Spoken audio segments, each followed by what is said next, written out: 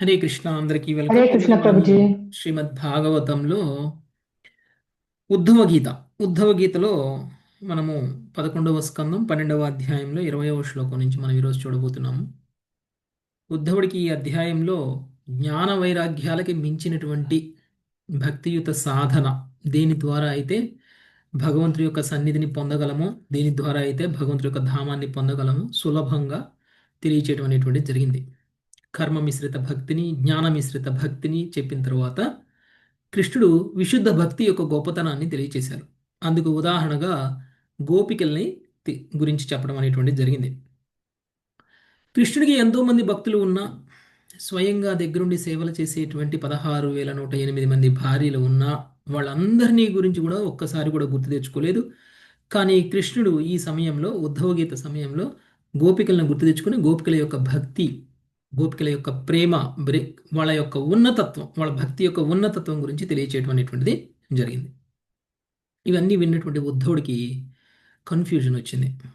కర్మ చెప్పావు, జ్ఞానం చెప్పావు, తర్వాత భక్తి అంటున్నావు, మళ్ళీ భక్తి చెప్పిన తర్వాత మళ్ళీ కర్మ అంటావేమో, లేదంటే కర్మ చెప్పిన తర్వాత మళ్ళీ జ్ఞానం అంటావేమో, మళ్ళీ జ్ఞానం చెప్పిన తర్వాత మళ్ళీ భక్తి అనుకోండి మళ్ళీ ఇంకేదో అంటావేమో, ఇవన్నీ చెప్తున్నావు. నేనేదో చివరిగా నువ్వు చెప్పినటువంటి భక్తి, గోపికల యొక్క గొప్పతనం చెప్పావు. ఇదంతా విని నేను దానికి ఇన్స్పైర్ అయిపోయి భక్తిలో పురోగమించడం మొదలుపెట్టిన తర్వాతే ఇది ఆపు, ఇంకేదో చెయ్యి అని అంటావేమో అని కన్ఫ్యూజన్ వ్యక్తం చేశాడు. నిజానికి కృష్ణుడు కన్ఫ్యూజ్ చేయడం కోసం చెప్పలేదు ఇవన్నీ. మనలాంటి వాళ్ళు చాలామంది ఒక్కొక్కళ్ళు ఒక్కొక్క స్థాయిలో ఒక్కొక్క ఆ, స్థాయిలో ఉన్నాం. అందరికీ అన్నీ వర్తించవు. ఎవరైతే భౌతికంగా పతనం చెందినటువంటి వ్యక్తులు ఉంటారో వాళ్ళకి కర్మకాండ అవసరం. ఎందుకంటే వాళ్ళ భౌతిక లాభాల కోసం కర్మ మిశ్రిత భక్తి చేస్తారు వాళ్ళు. సో ఆ విధంగా కర్మ మిశ్రిత భక్తి చేయడం ద్వారా కొంచెం కొంచెంగా పురోగమించి ఆధ్యాత్మికంగా విశుద్ధ భక్తి స్థాయి వరకు రావడం కోసం వాళ్ళకి అది ఉపదేశించబడింది. అలానే వేదాలలో కూడా కర్మకాండ ఇవ్వబడింది. కానీ అది అందరి కోసం ఇవ్వలేదు. విశుద్ధ భక్తి స్థాయికి రానటువంటి వాళ్ళ కోసం కర్మకాండ. కాబట్టి పుణ్యకర్మలు చేస్తూ కొంచెం కొంచెంగా పురోగమించేటువంటి స్థితిని వేదాలు కూడా కల్పిస్తున్నాయి ఆ స్థాయిలో ఉన్నటువంటి భక్తులకి. ఒకవేళ అది కూడా లేదనుకోండి, విశుద్ధ భక్తి చేయకుండా కర్మకాండ చేయకుండా ఏం చేస్తారండి అంటే పాపకర్మలు చేస్తూ ఉంటారు, హింసిస్తూ ఉంటారు. ఏమన్నా అంటే ఇలాంటివి తప్పు అని చెప్పేసి ఎక్కడా వేదాల్లో కానీ శాస్త్రాల్లో కానీ చెప్పబడలేదు అని అంటారు. నియంత్రణ లేకుండా చేసేటువంటి పాపకర్మలని నియంత్రించడం కోసం భగవంతుడు ఇలాంటివన్నీ కూడా ఇవ్వడం అనేటువంటి జరిగింది. కర్మకాండని ఇవ్వడం అనేటువంటి జరిగింది. కొంతమందికి కొన్ని అవసరాలకు తగ్గట్టు వాళ్ళకి ఇవ్వడం అనేటువంటి జరిగింది. ఇవన్నీ కూడా మనల్ని ఎక్కడికి తీసుకురావాలి అని అంటే విశుద్ధమైనటువంటి భక్తి వరకు తీసుకురావాలి. అది జరగకపోతే మనం చేసినటువంటి పుణ్యకర్మలన్నీ కూడా వృధానే అయిపోతాయి. అందుకని ప్రాచీన బరిహి అనేక రకాల యజ్ఞాలు చేస్తూ ఉన్నా కానీ ఆయన్ని ఆపడం కోసం నారదుడు వచ్చి మరి కథ చెప్పడం జరిగింది. పురంజనుడి యొక్క కథ చెప్పడం జరిగింది. పురంజనుడు కూడా నీలాంటి వాడే అని తెలియచేయడం జరిగింది. చివరికి పురంజనుడిని తిట్టాడు. ముందు పురంజనుడు నీలాంటి వాడే అని చెప్పాడు. పురంజనుడు కథ మొత్తం చెప్పాడు.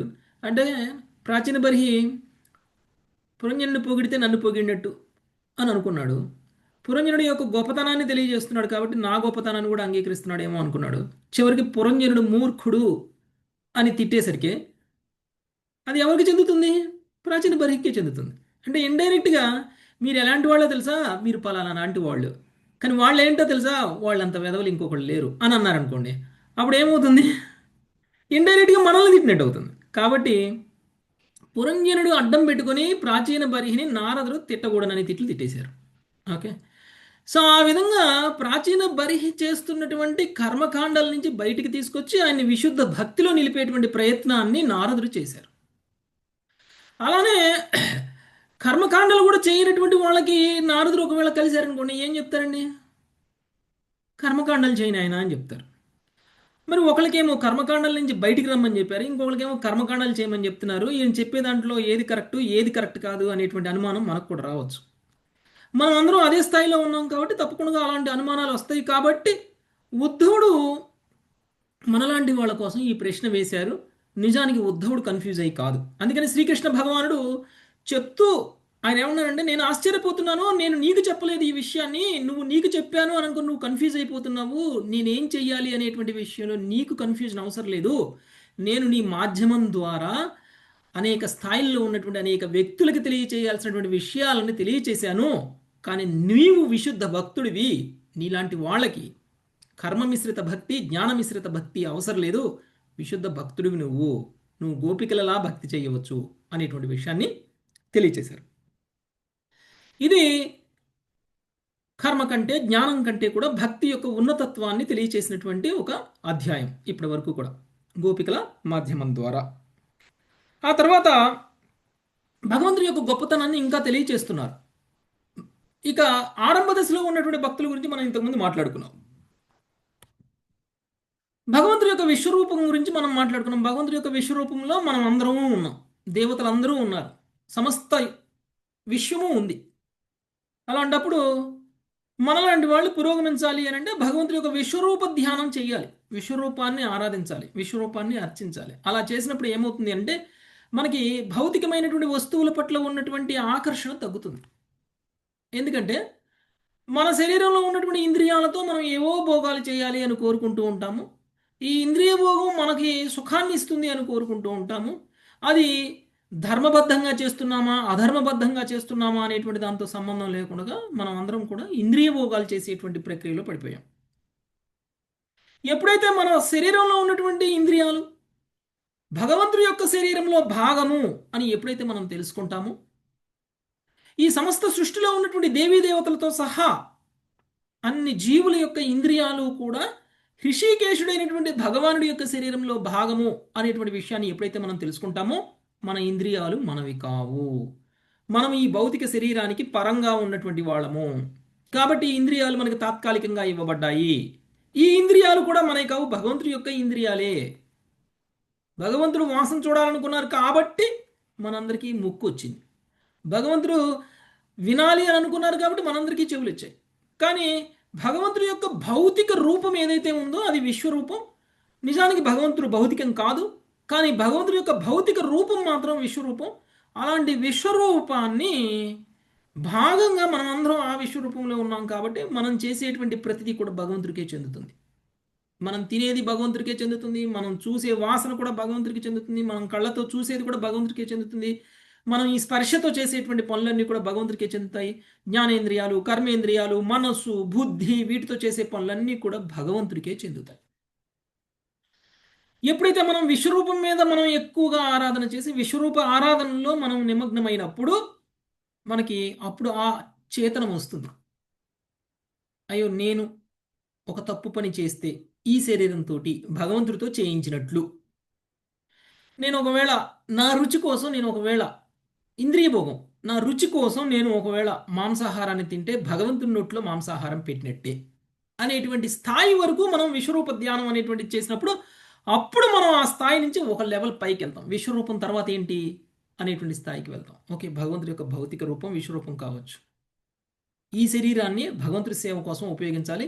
ఇలాంటి తప్పుడు పనులు చేస్తే అది భగవంతుడికి పట్ల అపరాధం చేసినట్లు అవుతుంది. ఈ శరీరంతో భగవంతుడు మనకి ఎంతో గొప్పగా ఇలాంటి శరీరాన్ని ఇచ్చారు, దాన్ని ఉపయోగించి ఇలాంటి తప్పుడు పనులు చేయడానికి కాదు ఉపయోగించాల్సింది అని తెలుసుకున్నప్పుడు అప్పుడు నెక్స్ట్ లెవెల్కి మనము ధ్యానం చేయడం అనేటువంటిది మొదలు పెడతాం. అందుకనే ఆరంభ దశలో ఉన్నటువంటి భక్తుడు విశ్వరూప ధ్యానం చేయాలి. కొంచెంగా పురోగమించిన తర్వాత భక్తుడు పరమాత్మ యొక్క ధ్యానం చేయాలి. పరమాత్మ ధ్యానం అంటే చతుర్భుజ నారాయణ రూపం. ఆ తర్వాత ఇంకా పురోగమిస్తే అప్పుడు ద్విభుజ శ్యామసుందర రూపాన్ని ధ్యానం చేసేటువంటి స్థితి వరకు మనం పురోగమించగలుగుతాం. ఒకవేళ మనము చేసేటువంటి ఆధ్యాత్మిక ప్రక్రియలన్నీ కూడా మనము భగవంతుడి యొక్క ధ్యానం వరకు తీసుకురాకపోతే, శ్రీకృష్ణ భగవానుడి యొక్క ధ్యానం వరకు తీసుకురాకపోతే ఆ ప్రక్రియలన్నీ కూడా వృధా. మనం చేసినటువంటి సాధన వృధా, మనం తెలుసుకున్నటువంటి జ్ఞానం వృధా, మనం చేసినటువంటి కర్మలు వృధా, మనం మనం వెచ్చించినటువంటి సమయం మొత్తం కూడా వృధా. కాబట్టి భగవంతుడు ఏం చెప్తున్నారు, ఎన్ని వేదాలు చదివినా వేదాలన్నిట్లో కూడా ఆ వేద మంత్రాల ఉచ్చారణలో కూడా మనం తెలుసుకోవాల్సింది ఏమిటి అని అంటే భగవంతుణ్ణి, శ్రీకృష్ణ భగవానుణ్ణి. ఎందుకంటే స్వయంగా అది భగవంతుడితో ఇవ్వబడింది కాబట్టి ఆ భగవంతుడితో ఇవ్వబడినటువంటి వేద మంత్రాల ఉచ్చారణ ద్వారా మనం భగవంతుణ్ణే తెలుసుకోవాలి. ఎవరైతే తెలివి గలవాడో ఒక గురువుని ఆశ్రయించి స్వయంగా భగవంతుని ఎలా తెలుసుకోవాలి అనేటువంటి ప్రయత్నం చేస్తారు. అలా కాకుండా వేద మంత్రాలు చదివేస్తాను, వేద మంత్రాల ద్వారా నాకు భగవంతుడు తెలిసిపోతారు అని అనుకుంటే కనుక ఆ వేద మంత్రాల ఉచ్చారణ అనేటువంటిది ఎలా చేయాలో కూడా మనకి తెలియదు కాబట్టి ఎక్కడ దీర్ఘం పలకాలో, ఎక్కడ హశ్వం పలకాలో, ఎక్కడ ఒత్తు పలకాలో, ఎక్కడ ఒత్తు పలకకూడదో తెలియకుండా మనం చేసినటువంటి ఉచ్చారణలో ఉన్నటువంటి లోపాల వల్ల మనం పలికేటువంటి ప్రతి మంత్రం యొక్క అర్థము మారిపోతుంది. మంత్రాల యొక్క అర్థం మారిన తర్వాత ఆ మంత్రం ద్వారా ఏదైతే ప్రయోజనాన్ని పొందాలో ఆ ప్రయోజనాన్ని మనం పొందలేం. కాబట్టి వేద మంత్రాలని పఠించడం ద్వారా మనం పరిపూర్ణతను పొందగలము అని అనుకుంటే అది అసాధ్యము అనేటువంటి విషయం మనకు చెప్తున్నారు. ఎందుకంటే ఈ వేద మంత్రాలని ఎలా పలకాలి అనేటువంటి విషయంలో ఎవరికీ సరి అయినటువంటి జ్ఞానం ప్రస్తుత కలియుగంలో లేదు. ఒకప్పుడు దాన్ని బ్రహ్మదేవుడు తన నోటి ద్వారా ఇచ్చారు, దాన్ని వేదాలని. అదేదో రాసి ఇవ్వలేదు. ఎందుకు నోటి ద్వారా ఇచ్చారు? రాసి ఇవ్వచ్చు కదా. ఇప్పటి వరకు మనకు ఉన్నటువంటి శాస్త్రాలన్నీ రాసి ఇచ్చారు కదా, మనం కూడా రాసి ఇచ్చింది అయితే మనం ఈజీగా చదవగలం కదా. నోటి ద్వారా ఎందుకు ఇచ్చారు అంటే వేద మంత్రాలని చదవడము చూసి చదవడం కాదు ముఖ్యం, విని చదవాలి. ఎందుకు అంటే దాని ఉచ్చారణలో కూడా అర్థం మార్పు ఉంటుంది కాబట్టి. రాసిన దాన్ని నేను ఒకలాగా మీరు ఒకలాగా ఉచ్చరించవచ్చు. అదే బ్రహ్మదేవుడు ఎలా ఉచ్చరించారో తెలిస్తే అలానే ఉచ్చరించాలి మనం కూడా. బ్రహ్మదేవుడు ఎలా వేద మంత్రాలని ఉచ్చరించి వేదాలన్నీ ఇచ్చారో ఆ విధంగా మనం ఉచ్చరించగలమా? పోనీ ఎవరో వేద పండితులు అని చెప్పుకునేటువంటి వాళ్ళు కూడా ఉచ్చరించగలరా అంటే ఎగ్జాక్ట్గా అలానే ఉచ్చరిస్తారు అనేటువంటి నమ్మకం లేదు. కాబట్టి వాళ్ళ ద్వారా నేర్చుకున్న మనం, వాళ్ళు ఒక 20% నేర్చుకుని ఉంటారు. వాళ్ళ ద్వారా మనం నేర్చుకుంటే మనం ఎంత నేర్చుకుంటాం? మనం ఒక 10%, 5% నేర్చుకుంటాం. మళ్ళీ మనం ఇంకొకరికి నేర్పితే అలా జనరేషన్స్ జనరేషన్స్ మారుతున్న కొద్దికి ఆ వేద మంత్రాలు చదివేటువంటి క్వాలిటీ అనేటువంటిది తగ్గిపోతూ ఉంటుంది. అప్పుడు ఆ వేద మంత్రాల ద్వారా మనం కృష్ణుని తెలుసుకోగలుగుతామా?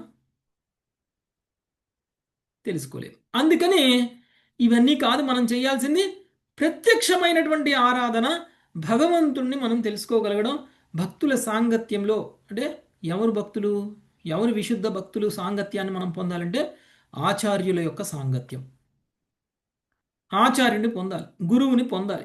చైతన్య చరితామృతం క్లియర్గా చెప్తుంది. గురుతత్వం గురించి మొదటి అధ్యాయం అంతా వస్తుంది కదా, అందులో క్లియర్గా చెప్తుంది.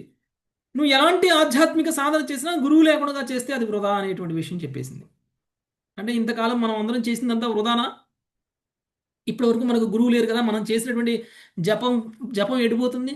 ఆ జపం చేసినటువంటి దానివల్ల ఫలితం ఎడిపోతుంది అంటే అది మీకు గురువును పొందే స్థితికి తీసుకువెళ్తుంది తప్ప మిమ్మల్ని భగవంతుడి యొక్క ధామానికి తీసుకెళ్లేటువంటి స్థితికి మీకు తీసుకురాదు. మనం చేసేటువంటి ఏ ఆధ్యాత్మిక సాధన అయినా గురువు లేకుండా చేస్తే అది మనం భగవంతుడి యొక్క ధామానికి వెళ్ళేలా చేయలేదు.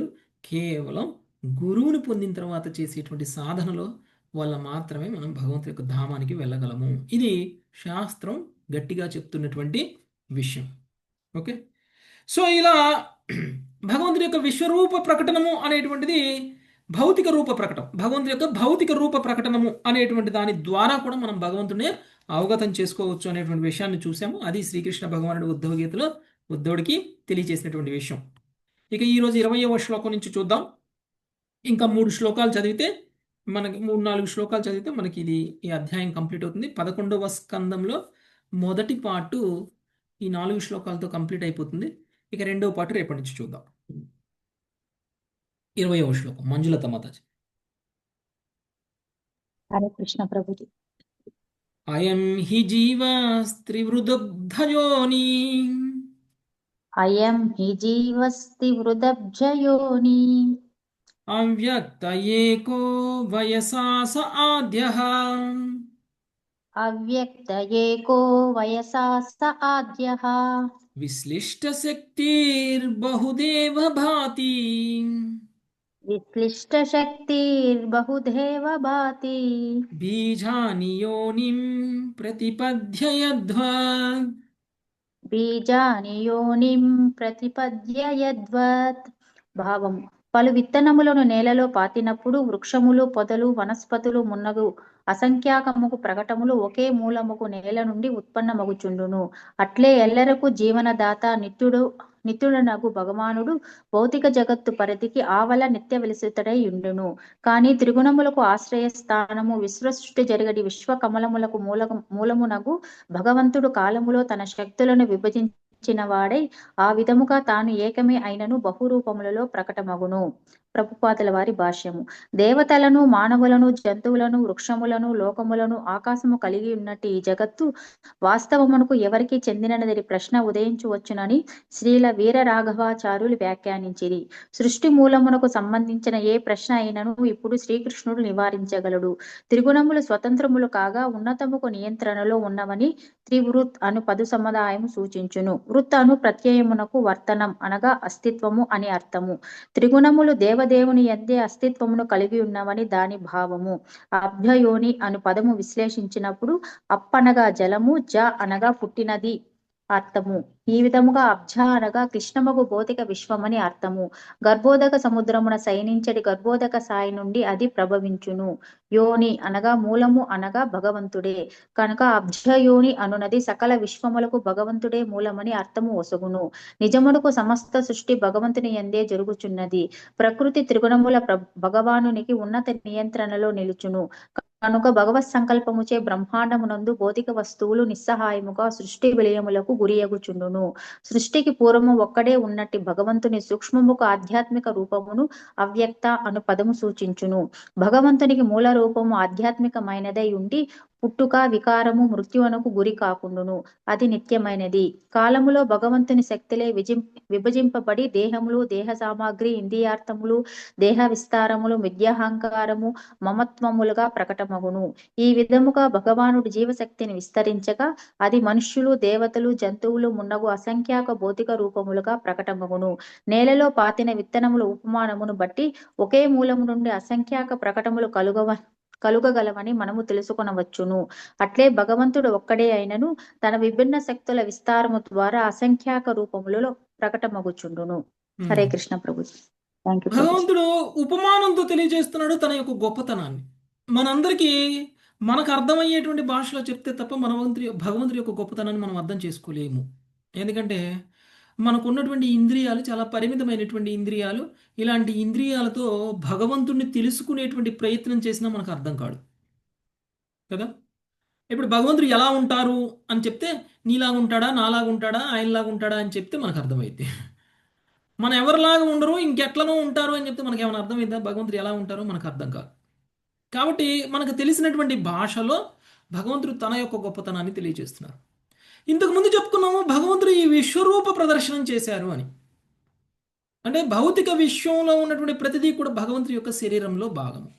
ఏ విధంగా అయితే మనము ఈ శరీరం కాదు, ఈ శరీరానికి పరంగా మనం ఉన్నాము, కానీ ఈ శరీరంతో మనల్ని మనం ఐడెంటిఫై చేసుకుంటున్నాం. కానీ ఈ శరీరంలో ఉన్నటువంటి ప్రతి పార్టు కూడా మనదే కదా. అలానే భగవంతుడు ఏమీ విశ్వరూపం కాదు, కానీ ఈ విశ్వరూపం అనేటువంటిది భగవంతుడి యొక్క భౌతిక రూపం. ఈ విశ్వరూపంలో ఉన్నటువంటి అన్నీ కూడా భగవంతుడి యొక్క శరీరంలో భాగము అనేటువంటి విషయం తెలుసుకున్నాం. అంటే ఏ విధంగా భగవంతుడు ఈ విశ్వంలో ఉన్నటువంటి అనంతమైనటువంటి శక్తులన్నిటికీ కూడా మూలము అనేటువంటి విషయం మనకు అర్థం కావాలి. అందుకని భగవంతుడు చెప్తున్నారు, ఒక విత్తనాన్ని గనక మనం నాటితే అది వృక్షాలని, పొదలని, వనస్పతుల్ని అసంఖ్యాకమైనటువంటి వాటిగా ప్రకటమవుతూ ఉంటాయి. కానీ మూలం ఏంటండి? విత్తనమే. ఒకే విత్తనం. ఒక విత్తనం నుంచి ఎన్ని వస్తాయి? ఎన్నైనా వస్తాయి. ఓకే. సో చాలా ఆ వస్తాయి. విధంగా చాలా వస్తాయి ప్రభుజీ. చాలా వస్తాయి. ఆ విధంగా అసంఖ్యాకమైనటువంటి విధాలుగా ప్రకటమవుతుంది. కానీ మూలము మాత్రం ఆ విత్తనం ఎలా ఉందో అలానే భగవంతుడు కూడా తన యొక్క వివిధ శక్తులని అలానే ప్రకటన చేస్తున్నారు. తనకున్నటువంటి వివిధ శక్తులని ప్రకటన చేస్తున్నారు. ఈ విశ్వానికి సంబంధించినటువంటి విశ్వ కలాపాలని మూలము భగవానుడు అనేటువంటి విషయం మనకి ఈ విధంగా అర్థం కావాలి. భగవంతుడు ఎప్పుడు ఎంత శక్తి ఎక్కడ ప్రయోగించాలో అక్కడ ప్రయోగిస్తారు ఆ విధంగా. ఓకే. ఒక్కొక్కసారి ఒక్కొక్క రకంగా ప్రయోగించడం అనేటువంటిది జరుగుతూ ఉంటుంది. మనం రెండవ స్కందం మూడవ స్కందం చదువుకున్నప్పుడు అక్కడ సమస్త విశ్వాన్ని సృజించడానికి భగవంతుడు ఏం చేశారు అనేటువంటి విషయాన్ని మనం చూసాం. ముందుగా భగవంతుడు భౌతిక మూలకాలను సృష్టించారు. ఈ భౌతిక మూలకాలను సృష్టించినప్పుడు అదొక శక్తిని ఉపయోగించి సృష్టించారు. ఆ తర్వాత భౌతిక మూలకాలను కలపాలి. అంటే పంచభూతాలు విడివిడిగా ఉంటే ఈ భౌతిక ప్రకృతి ఏర్పడదు. పంచభూతాలు కలిస్తే ఈ భౌతిక ప్రకృతి ఏర్పడుతుంది. చివరికి మన శరీరం ఏర్పడాలన్నా కానీ పంచభూతాలు కలిస్తే ఏర్పడుతుంది. మీరు ఏ విధంగా అయితే వంట తయారు చేయాలి అని అంటే అనేక రకాల ఇంగ్రీడియంట్స్ యాడ్ చేస్తే వంట, ఒక కూర, ఒక బిర్యానీనో ఏదో ఒకటి తయారవుతుంది. మీరు తయారు చేసే వంట తయారవుతుంది. దాని అంతరకు అదే బియ్యము లేకపోతే అందులో వేసే మసాలా, పప్పు దినుసులు అన్నీ దాని అంతరకు అవే కలుస్తాయా? ఎవరైనా కలుపుతారా? మనం కలిపితేనే కదా అవన్నీ కలిసి ఒక తినడానికి రుచికరమైనటువంటి పదార్థంగా తయారవుతుంది. అంటే మనకు తెలుసు ఏది ఎంత కలపాలి అని కదా. ఒకవేళ బియ్యం ఎంత పోసామో అంత ఉప్పు వేసాము అనుకోండి, ఏమవుతుంది? తినడానికి వీలు అప్పుడు తినలేం ప్రభుజీ. లేదు అంటే ఉప్పు ఎంత వేయాలో అంత పసుపు వేసామనుకోండి, ఏమవుతుంది? పసుపన్నం అవుతుంది ప్రభుజీ. పసుపు పసుపన్నం కూడా కాదు, ఇంకా బాగా ఘోరమైనటువంటి తినలేం పసుపన్నం ప్రభుజీ అవుతుంది. అసలు. ఓకే. అలానే లేదు లేదు అట్లా కాదు, నేను ఉప్పు ఎంత వేస్తాను, కారం కూడా అంత వేస్తాను, కారం వేస్తే అంతకంటే డబుల్ వేసేస్తే కారం. అంటే ఎందుకు చెప్తున్నా ఇవి అంటే వీటన్నిటినీ ఒక పాళ్ళల్లో కలపాలి, ఒక క్రమ పద్ధతిలో కలపాలి. ముందు కలిపేది ముందు కలపాలా, తర్వాత కలిపేది తర్వాత కలపాలి. ముందు కలిపేది ఎంత కలపాలో అంత కలపాలా, తర్వాత కలిపేది ఎంత కలపాలో అంత కలపాలి. అప్పుడే దానికి ఆ రుచి వస్తుంది. లేకపోతే అది ఉపయోగించడానికి పనికిరానిది కదా మారిపోతుంది. అలానే ఈ భౌతిక విశ్వాన్ని కూడా సృజించటానికి పంచభూతాలను అయితే సృష్టించారు. అంటే 24 మూలకాలను అయితే సృష్టించారు భగవంతుడు. కానీ ఏ మూలకం ఎంత కలపాలి, ఏ మూలకం రేషియో ఎంత ఉండాలి, ఎలా కలిపితే ఈ భౌతిక ప్రకృతి తయారవుతుంది? ఇప్పుడు మన శరీరం ఉంది, మన శరీరంలో ఇన్ని మార్పులు ఎందుకు ఉన్నాయి? నేను ఒకలా, మీరు ఒకలా, ఇంకొకలా ఎందుకున్నారు? నేను తెల్లగా ఎందుకు లేను, మీరెందుకు తెల్లగా ఉన్నారు, మీరెందుకు నల్లగా లేరు? ఎందుకు అంటే ఈ శరీరం తయారవడానికి కలిసినటువంటి పంచభూతాల యొక్క కలయిక ఉంది చూసారా, ఆ రేషియోలో ఉన్నటువంటి తేడా. ఓకే. అంటే అగ్ని శాతం ఎక్కువగా ఉండి భూమి శాతం తక్కువగా ఉండి, లేకపోతే ఆ పర్సంటేజ్లో తేడా వచ్చేస్తే మన రంగులో తేడా వస్తుంది, మన రూపులో తేడా వస్తుంది, మనం మన మన బాడీలో తేడా ఉంటుంది. ఓకే. అంటే ఒక్కొక్కరికి ఒక్కొక్క రకమైనటువంటి రేషియోలో కలిసే. అంటే ఈ భౌతిక ప్రకృతి కూడా ఇలా ఉంది, ఇంత అందంగా ఉంది అని అంటే భగవంతుడు దాన్ని కలిపారు. ఆ కలపడానికి ఉపయోగించినటువంటి శక్తే బిభ్రశ్ శక్తి. భగవంతుడు మనం అప్పుడు చదువుకున్నప్పుడు భగవంతుడు బిభ్రశ్ శక్తిని ఉపయోగించి ఈ మూలకాలన్నిటినీ కలిపారు. ఈ మూలకాలన్నీ కలవడానికంటే ముందు మూలకాలన్నీ కలిసి భగవంతుడికి ప్రార్థన చేశాయి, అయ్యా నువ్వు మమ్మల్ని అయితే సృష్టించావు, మరి ఇప్పుడు మేమేం చెయ్యాలి, మేము ఎలా నీకు సేవ చెయ్యాలి, మేము ఎలా నీకు సేవ చేయాలో చెప్పి మేము నీకు అలా సేవ చేస్తాం, మమ్మల్ని నీ సేవలో ఉపయోగించుకో అని మూలకాలన్నీ కలిసి ప్రార్థన చేస్తే అప్పుడు భగవంతుడు వాటన్నిటిని కలిపారు శక్తిని ఉపయోగించి. అలానే భగవంతుడు తను ఎప్పుడు ఎంత శక్తి ఉపయోగించాలో అంత శక్తి ఉపయోగించడానికి అనువుగా తను అవతారాలు తీసుకుని మరీ ఈ భౌతిక విషయంలోకి వస్తారు. పృథ మహారాజుగా వచ్చినప్పుడు ఒక రకంగా, ఓకే, లేదు అంటే నరసింహస్వామిగా వచ్చినప్పుడు ఒక రకంగా, రాముడిగా వచ్చినప్పుడు ఒకలా, కృష్ణుడిగా వచ్చినప్పుడు ఇంకొకలా, వామనుడిగా వచ్చినప్పుడు ఒకలా. అంటే ఆ అవతారానికి ఎంత శక్తి అవసరమో అంత శక్తిని ప్రయోగించారు. అన్ని అవతారాల్లో ఒకలాగానే చేశారా భగవంతుడు? చేయలే. అంటే ఏ అవతారానికి ఎంత అవసరమో, ఎంత శక్తి అవసరమో అంత శక్తితోనే ఆయన రావడం అనేటువంటిది జరిగింది. పృథ మహారాజుగా చేసిన పనులు రాముడిగా చేయలేదు, రాముడిగా చేసిన పనులు నరసింహ భగవానుడిగా చేయలేదు, నరసింహ భగవానుడిగా చేసిన పనులు వామనదేవుడిగా చేయలేదు. అలా ఎప్పుడు ఎంత ఎక్కడ ఎలా అవసరమో అలానే చేశారు. అలానే ఈ భౌతిక విషయంలో కూడా ఏది ఎలా ఉండాలో అలా ఉండడానికి నిర్ణయం చేసింది భగవంతుడే. వీటన్నిటికీ కూడా మూల కారణం భగవానుడు అనేటువంటి విషయం మనకి ఇక్కడ అర్థమవుతుంది.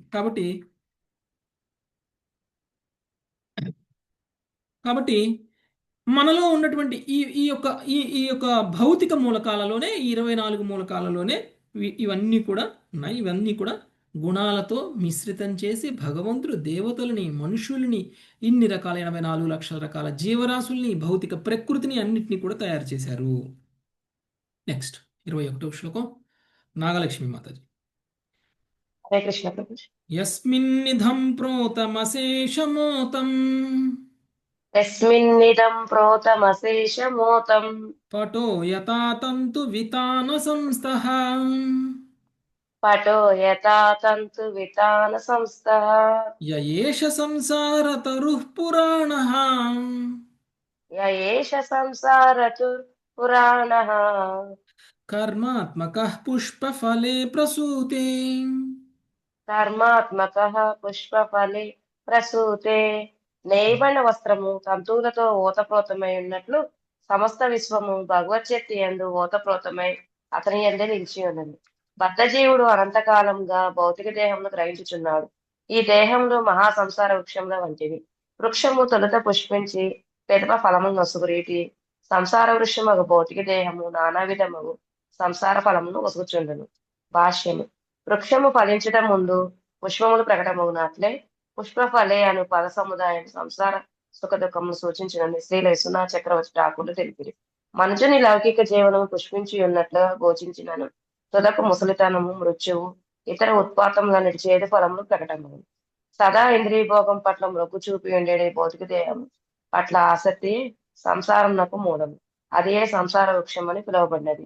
పురాణ కర్మాత్మక అని పద సముదాయించే చెప్పబడినట్లు భగవాను నీ బాహ్య స్థితిని కొల్లగొట్టే స్వభావం అనంతకాలం నుండి నెలకొని ఉన్నది.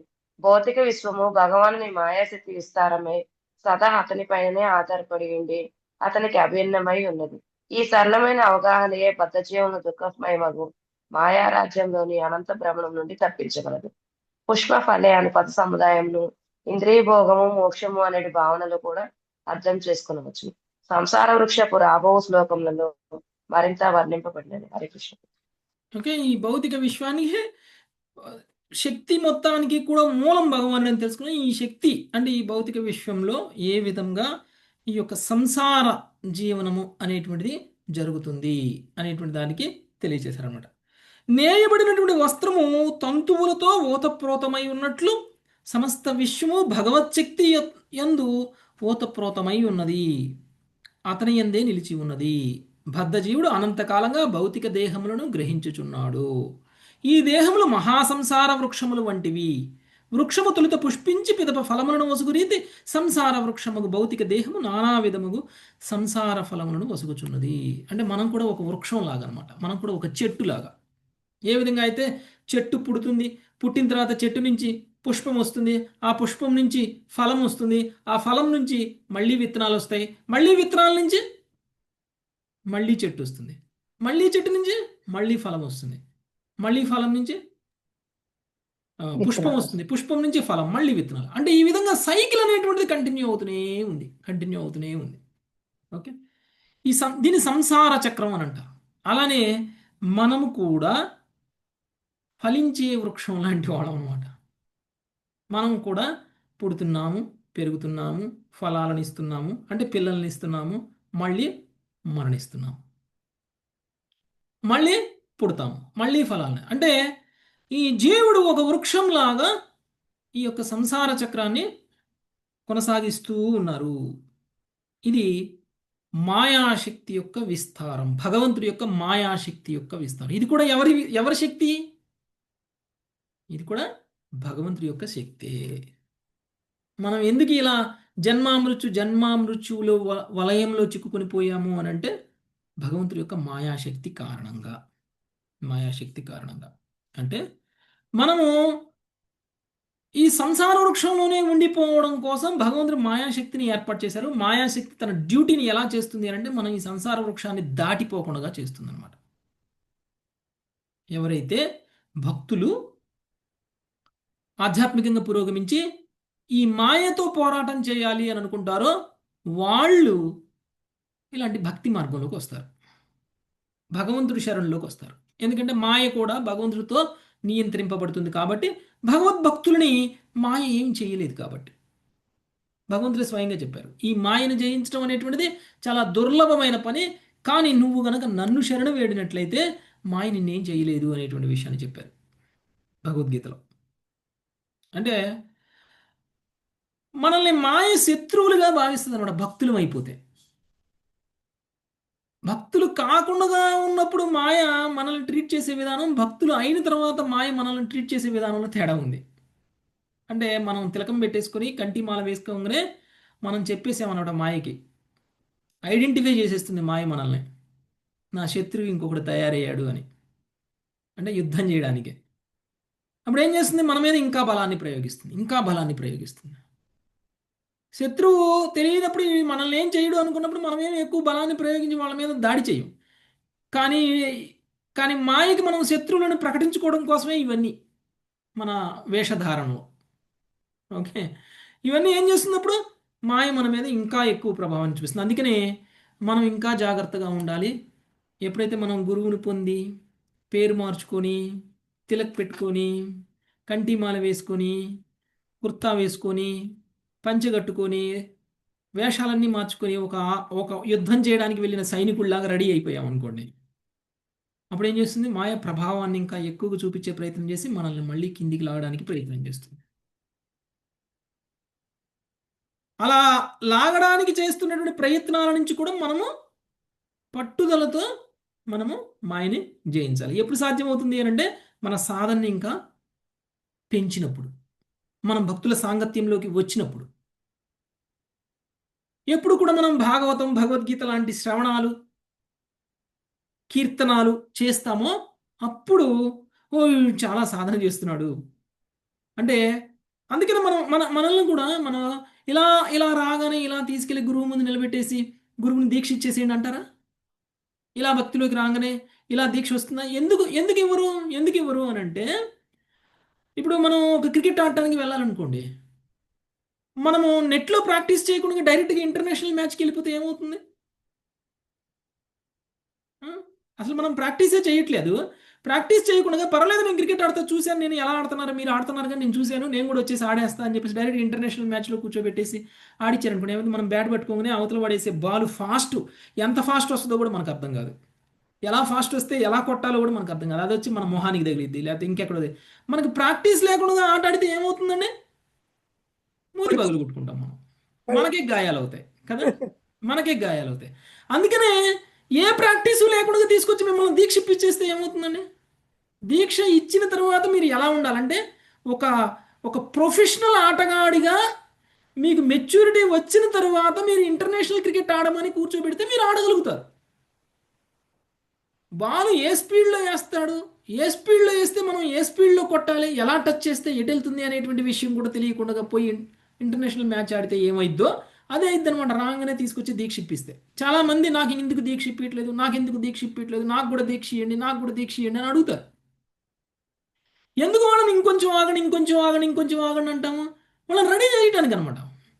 దీక్ష తీసుకున్న తర్వాత నువ్వు ఎలా ఉండాలో అలా దీక్ష తీసుకోకముందే ఉండగలిగితే అప్పుడు నువ్వు దీక్ష తీసుకోవడానికి అర్హుడు అవుతావు. అంతేకాని దీక్ష తీసుకోవడమే లక్ష్యం కాదు. నిజానికి మన ఆధ్యాత్మిక ప్రయాణం దీక్ష తీసుకున్న తర్వాత స్టార్ట్ అవుద్ది, దీక్ష తీసుకోక ముందు కాదు. దీక్ష తీసుకోక ముందే స్టార్ట్ అయిందని అనుకోవద్దు. నిజంగా మన యొక్క ధామానికి వెళ్ళాలి అని అనుకున్నటువంటి సాధన ఏదైతే ఉందో ఆ సాధన దీక్ష తీసుకున్న తర్వాత మొదలవుద్ది, ముందు కాదు. గురువుని పొందిన తర్వాత మొదలవుతుంది. కానీ గురువుని పొందిన తర్వాత ఎలా ఉండాలో మనము అలాంటి ప్రవర్తన. అందుకనే భక్తుల మధ్యలో ఒకళ్ళు అభక్తులు ఉన్నా కానీ వాళ్ళని ఈజీగా ఐడెంటిఫై చేసేయచ్చు. ఈయన భక్తుడు కాదు, ఈయనకి మెచ్యూరిటీ లేదు, ఈయన భక్తులతో ఎలా ఉండాలో తెలియదు ఈయనకి అనేటువంటి విషయాన్ని అందుకనే మనం పెట్టుకునేటువంటి ఈ క్లాసులు, మనం భక్తుల యొక్క ప్రవర్తనలు ఎలా ఉండాలి, ఇతర భక్తులతో మనం ఎలా ఉండాలి, మనం ఇంకోటి ఐడిసి కోర్సు కూడా ఒకటి చేస్తున్నాం. ఎందుకు చేస్తున్నాం? ఇవన్నీ తెలుసుకోవడం కోసమే. కేవలం మనం భక్తుల వేషం వేసుకుని భక్తుల్లా నటించడం కాదు, బయటికి మనం ఎలా కనిపిస్తున్నామో మనం లోపల కూడా అలానే మారడం కోసం ఈ సాధన. కొన్ని సంవత్సరాల పాటు మనం చేసేటువంటి సాధన, కొన్ని సంవత్సరాల పాటు మనం చేస్తున్నటువంటి శ్రవణ కీర్తనాలు, కొన్ని సంవత్సరాల పాటు మనం చేస్తున్నటువంటి భక్తుల సాంగత్యంలో చేస్తున్నటువంటి భక్తియుత సాధక భక్తి ఏదైతే ఉందో అదంతా కూడా. అప్పుడు మనము ఆధ్యాత్మికంగా మారతాం. అంటే భగవంతుడు మనల్ని మాయలో పెట్టేశారు. కానీ మనం మాయతో పోరాడి ఆధ్యాత్మిక లోకంలో ఉంటే ఎలా ఉండాలో అలానే మనం కనుక భౌతిక లోకంలో కూడా ఉండగలిగితే అప్పుడు మనల్ని మనం మాయ ఏం చేయలేదు. ఓకే. అంటే భగవంతుడు ఉపయోగించినటువంటి శక్తి నుంచి మనం ఎదుర్కొని బయటికి రావాలి. అంటే ఇప్పుడు యుద్ధం చేసేటువంటి వాళ్ళు ఉన్నారనుకోండి, అవతల వాడు ఒక బాణం వేస్తే యువతల వాడు ఒక బాణం వేస్తాడు. అవతల వాడి బాణం శక్తి కంటే మించిన శక్తితోటి బాణం మనం వేస్తే అప్పుడు మనం గెలుస్తాం. అంతకంటే తక్కువ బాణం వేస్తే గెలవలేము. ఇప్పుడు భగవంతుడు మాయ అనే బాణం వేశాడు. ఇప్పుడు దాన్ని మనం గెలవాలి అంటే భగవంతుడు వేసిన శక్తికి మించినటువంటి శక్తితోటి మనం ఎదురు బాణం వేయాలి. అది ఎలా సాధ్యమవుతుంది? అది ఎలా సాధ్యమవుతుంది? భక్తి, భగవంతుడి మీద భక్తి ఆ, పెంచుకుంటే. నా వల్ల కాదు నాయనా, నీ శక్తికి మించిన బాణాన్ని నేను వేయలేను, నేను నీ పాదాల దగ్గర కూర్చుంటా, నువ్వు వేసిన శక్తిని ఎదుర్కో అని మనం కృష్ణుడికి చెప్పాలి. ఓకే, నువ్వు నా మీద వేసిన బాణానికి ఎదురు బాణం నా తరపున కూడా నువ్వే వేయి అని కృష్ణుడికి చెప్పాలి. అప్పుడు అప్పుడు మాత్రమే ఆ బాణాన్ని. అందుకనే కృష్ణుడు నా మాయను జయించడం ఎవరి వల్ల కాదు, నా దగ్గరకు వస్తేనే అది జయించబడుతుంది అని చెప్పారు. కాబట్టి మనం కృష్ణుడి యొక్క శరణాగతులం అవ్వాలి. అప్పుడు కృష్ణుడు మనల్ని రక్షిస్తారు. ఓకే, కృష్ణుడే బాణం వేసి ఆ బాణాన్ని మళ్ళీ ఎదుర్కొనే బాణం ఎందుకు వేస్తారు? కృష్ణుడికి శరణాగతులం అనుకో, కృష్ణుడు మన మీద ఆ బాణమే వేయరు. ఓకే, రక్షించేస్తారు. రక్షించేసినప్పుడు ఇంకా మన మీద బాణం ఎందుకు అంటే మాయ మన మీదకి రాదు. ఇక కృష్ణుడి యొక్క శరణులో ఉన్న వాళ్ళ మీదకి మాయ ప్రభావం అనేటువంటిది రాదు. ఆ విధంగా మనల్ని మనం రక్షించుకోవచ్చు. అంటే కృష్ణుడి యొక్క శక్తి యొక్క గొప్పతనము, ఆ శక్తి నుంచి మనం రక్షింపబడడానికి వచ్చేటువంటి మార్గం గురించి మనం చెప్తున్నాం. Okay, next 22-23 Sunita Mataji. ద్వే అస్య బేజే శతమూలస్త్రినాళః యస్య బీజే శతమూలస్త్రినాళః పంచస్కందః పంచరసప్రసూతిః పంచస్కంధః పంచరసప్రసూతిః దశైకశాఖో ద్విసువర్ణనీడ దశైకశాఖో ద్విసువర్ణనీడా స్త్రీవల్కలో ద్విఫలోర్కం ప్రవిష్టః శ్రీవల్కలో ద్విఫలోర్కం ప్రవిష్టః అదంతి చైకం ఫలమస్య గృధ్రా అదంతి చైకం ఫలమస్య గృధ్రా గ్రామే చరాయేకమరణ్యవాస నామే చరాయేకమరణ్యవాసాః హంసాయ ఏకం బహురూపమిథ్యై సాయ ఏకం బహురూపమిజ్యై మాయామయం వేధస వేదం మాయామయం వేద స వేద వేదం. భావము: ఈ సంసార వృక్షము 2 బీజములను, వందలాది వ్రేళ్లను, 3 క్రింది కాండములను, 5 పైని కాండములను కలిగి ఉన్నది.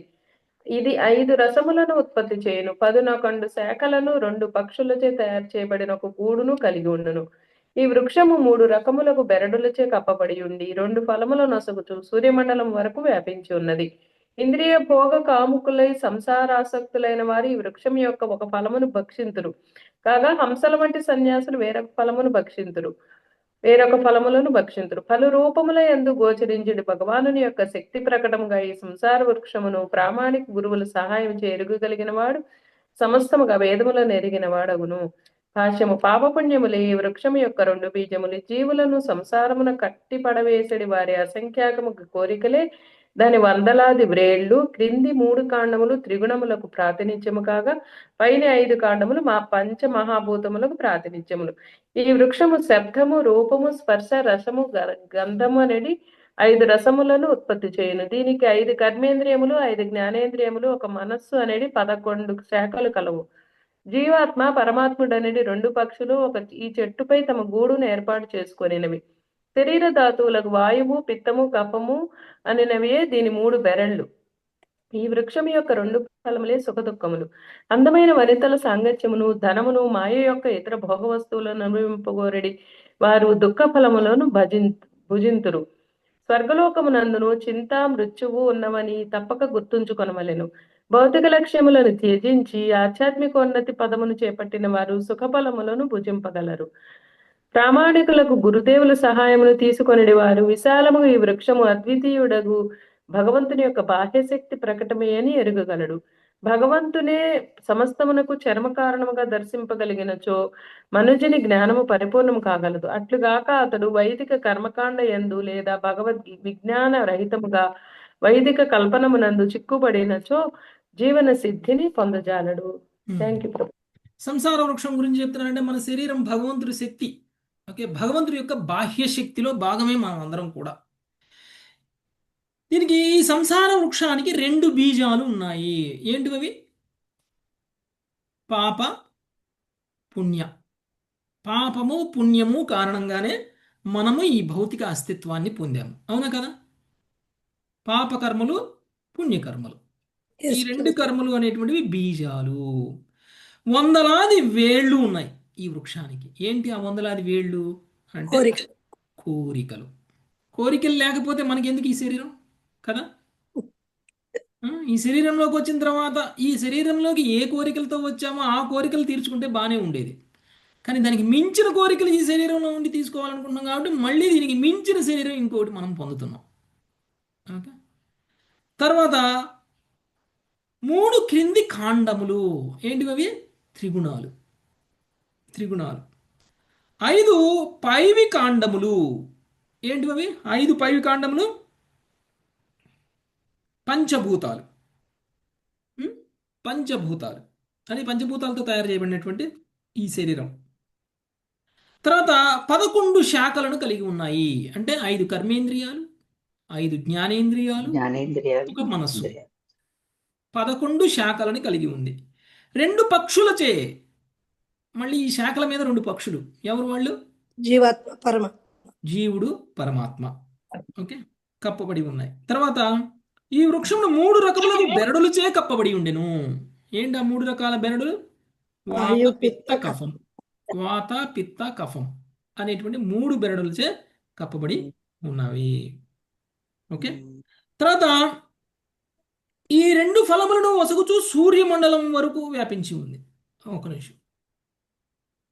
2 ఫలములను వసగుచూ సూర్యమండలం వరకు వ్యాపించి ఉన్నవి.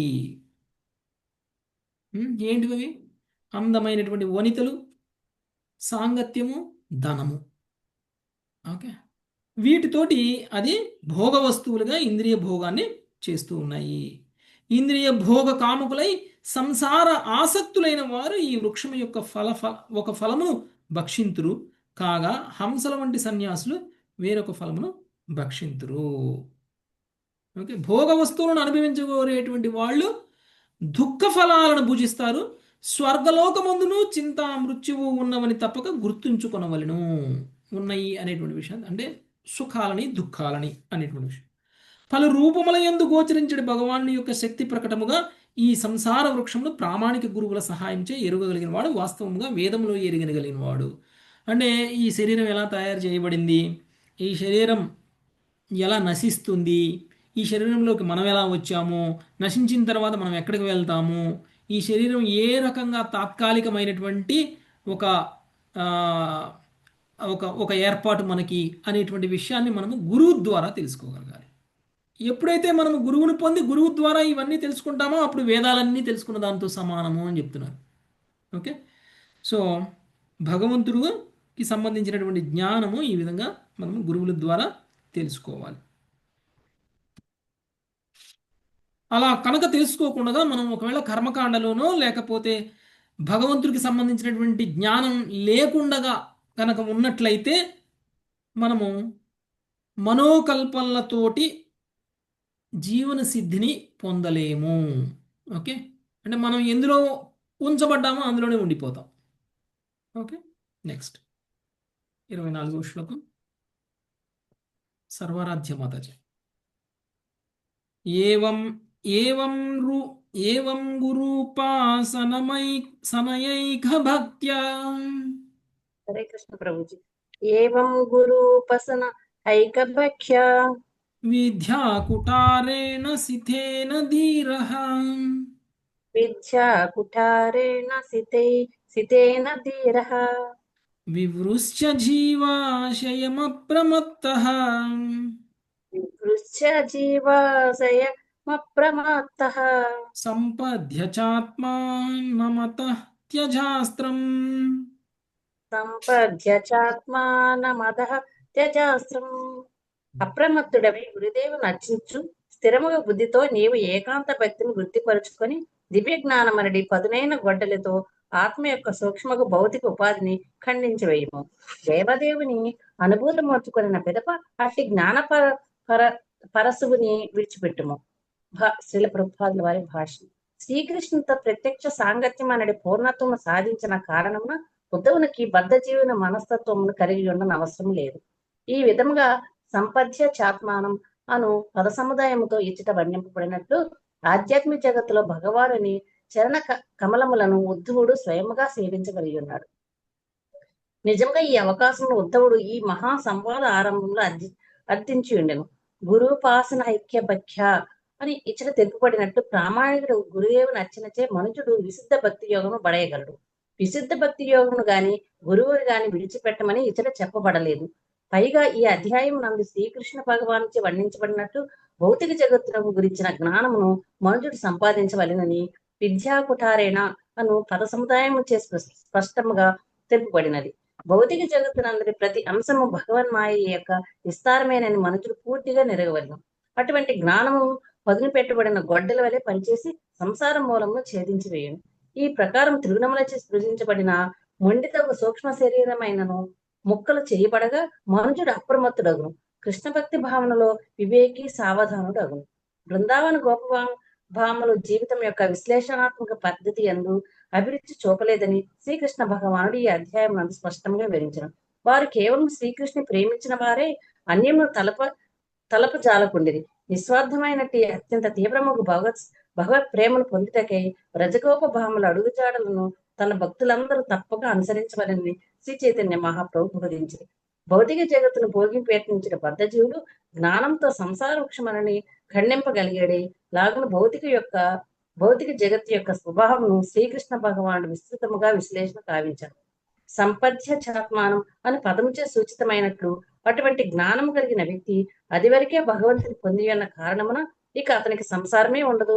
అటువంటి వ్యక్తి మాయా సృష్టి యొక్క అవగాహన నిరంతరము సంస్కరించుకొనుచు ఈ మాయా రాజ్యంలోనే భ్రమించుచుండరాదు. శ్రీకృష్ణుని సమస్తంగా భావించువాడు భగవత్ సేవ యందు నిత్యానందమును అనుభవింపవలెను. ఒకవేళ అతడు ఈ జగత్తులోనే ఉన్నను దానితో ఎటువంటి పని లేని వాడే జగత్తును త్రోసిపుచ్చిడి విశ్లేషణాత్మక పద్ధతులను త్యజించను. కనుకనే శ్రీకృష్ణ భగవానుడు ఉద్ధవునితో త్యజాస్త్రం దేని ద్వారానైతే నీవు మమత్వ భావములను భౌతిక జగత్తులో నివాసము ఖండించివో అట్టి విశ్లేషణాత్మక జ్ఞాన పరశువును విడిచిపెట్టుము అని పలికను. శ్రీమద్ భాగవతం నందలి వైరాగ్యజ్ఞానములకు అగమ్యము అను ఏకాదశ స్కందంలోని 12వ అధ్యాయమునకు కృష్ణ కృపామూర్తి శ్రీల ఏసి భక్తి వేదాంత స్వామి ప్రభుపాదుల వారి వినమ్ర శిక్ష ప్రణీతమగు భాష్యము సమాప్తం. Thank you Prabhuji. Hare Krishna. Hare Krishna. So ఇప్పుడు భగవంతుడు మనకి కొంత జ్ఞానాన్ని ఇచ్చారు. ఏ విధంగా భగవంతుడు ఈ భౌతిక విశ్వాన్ని సృష్టించి ఆ విశ్వంలో తన యొక్క శక్తిని ఏ విధంగా ప్రభావితం చేసేలాగా, శక్తితోటి ఏ విధంగా ప్రభావితం చేసేలాగా, ఈ భౌతిక సంసార వృక్షంలోంచి బయటికి రాకుండా ఎలా అయితే చేశారు, ఇవన్నీ తెలుసుకోవడము అని అంటే జ్ఞానాన్ని పొందడం. ఈ జ్ఞానాన్ని తెలుసుకున్నటువంటి మన యొక్క జ్ఞాన లక్ష్యం ఏమై ఉండాలి? ఈ జ్ఞానం యొక్క లక్ష్యం ఏమై ఉండాలి? అరే మనం ఈ సంసార వృక్షంలో ఉన్నాము, ఈ సంసార వృక్షాన్ని ఖండించాలి అని తెలుసుకోవాలి. అంటే ఏం చేయాలి? ముక్తిని సాధించాలి, మన యొక్క నిజస్థితికి వెళ్ళాలి. మనం ఈ సంసారానికి సంబంధించినటువంటి వాళ్ళం కాదు కాబట్టి ఇక్కడి నుంచి బయటికి వెళ్ళేటువంటి ప్రయత్నం చేయాలి. అంటే ఈ జ్ఞానం యొక్క లక్ష్యము మనము భగవంతుడికి సేవకులుగా మారడము అనేటువంటిది తెలుసుకోవాలి. లేదంటే భగవంతుని ప్రేమించే స్థితికి మనం వెళ్ళగలగడం, అది ఈ జ్ఞానం యొక్క లక్ష్యం. అందుకనే జ్ఞానాన్ని ఉపయోగించి నీ భౌతిక సంసార వృక్షాన్ని ఖండించు అని చెప్పారు. అంతేనా? అంటే ఏం చెప్తున్నారు? ఈ జ్ఞానం ఉన్నటువంటి మనము భగవంతుడి పట్ల ప్రేమను పొందాలి, భగవంతుడికి సేవకుడుగా మారాలి, భగవంతుడి యొక్క ధామానికి వెళ్ళే స్థితికి వెళ్ళాలి. భౌతిక సంసార వృక్షాన్ని ఖండించడం అంటే అది. అంటే తిరిగి మళ్ళీ జన్మామృత్యు తీసుకోకుండా ఉండేలా ఈ జ్ఞానాన్ని ఉపయోగించుకో. ఎప్పుడు సాధ్యమవుతుంది జన్మామృత్యు లేకుండా ఉండే స్థితి? గోపికల్లా విశుద్ధ భక్తులు అయినప్పుడు, నిస్వార్థమైనటువంటి ప్రేమ భగవంతుడి మీద కలిగినప్పుడు, కోరికలతో కాదు. కోరికలతో భగవంతుడి దగ్గరకు వచ్చినా భగవంతుడి గురించి తెలుసుకున్న తర్వాత కోరికలు నశించిపోవాలి.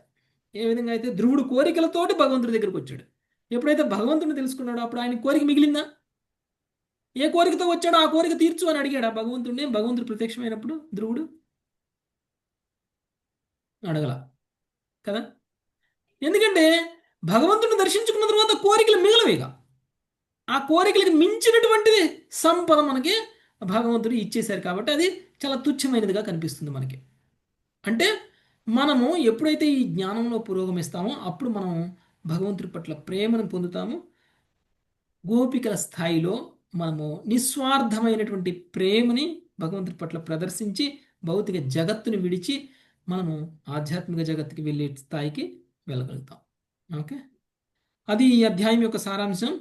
ఇక్కడికి ఈ అధ్యాయం కంప్లీట్ అవుతుంది. ఇక 13వ అధ్యాయం అంటే 11వ స్కందం 2వ భాగం మనము నెక్స్ట్ క్లాస్లో స్టార్ట్ చేసుకుందాం. Mataji, thank you very much. Hare Krishna. వంచాకల్పతరుభ్యశ్చ వైష్ణవేభ్యో నమో నమః. కృష్ణ హరే కృష్ణ కృష్ణ హరే హరే హరే రామ హరే రామ రామ రామ హరే హరే. హరే కృష్ణ.